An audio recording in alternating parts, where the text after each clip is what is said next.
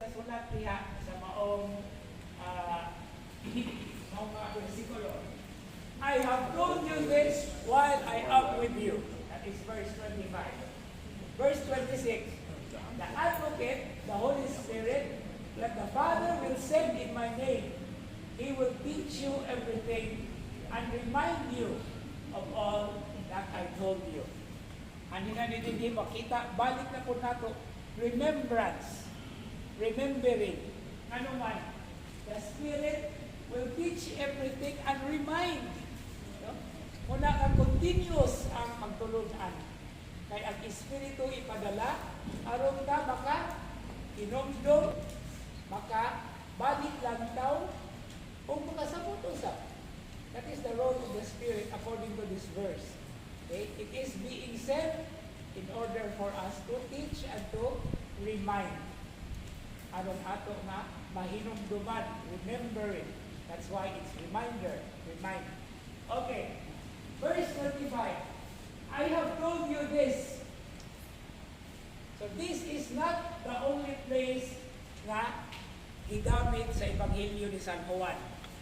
Okay, I have told you this is a frequently recurring phrase in the farewell discourse. Naana siya sa chapter 15, later on, verse 11, chapter 16, verses 1, 4, 6, 25, and 23.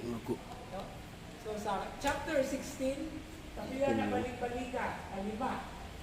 And this expression is held up before the disciples as word of farewell. Mga pulong sa pag-pagililing that are not to be forgotten. Okay? Often with a purpose to us, so that in which Jesus makes known the intent of His instruction. Ang pagtulunan, kinahanglan nga, hinumduman. Okay? Pagtulunan, tunan. Okay? Usahay may kinunuan, para malamian. Ang kinunuan, ang kinunan, tunan, pagitunuan. Tulon, tulon. Tulon pag yun, tulunan. Kinahanglan nga i-digest. Okay.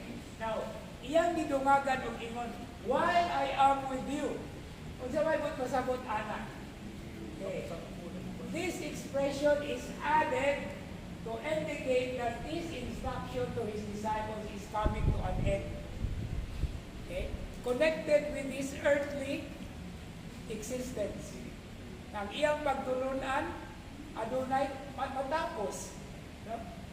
Pero, na may follow-up sa verse 26. Okay. It is coming to an end. Certainly, one more reason for them not to forget the gift He is imparting to them. But this is in reference also to verse 26 about the other paraclete. No?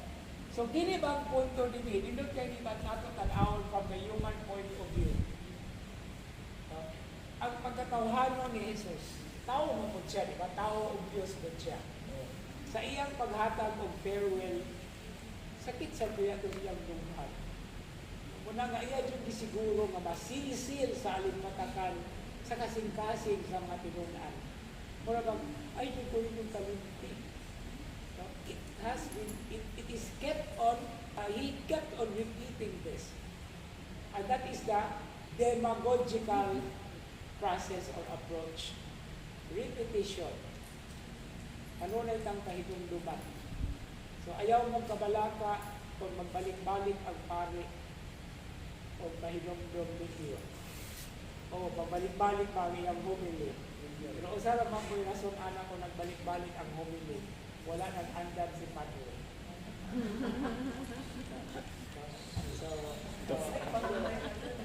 Pero may positive anak, para makahinumdum. Pero kuyaw kayo kay na-memorize tas mga tao, sinabi, musimba nga mag-take note. Ako conscious kay Kuana. Muna nga mangita kong lahing pulong, anong giingnon nga, ano, Padre balik-balik ko ba yung sulti. Pero anyway, that's it. Now what is verse 26?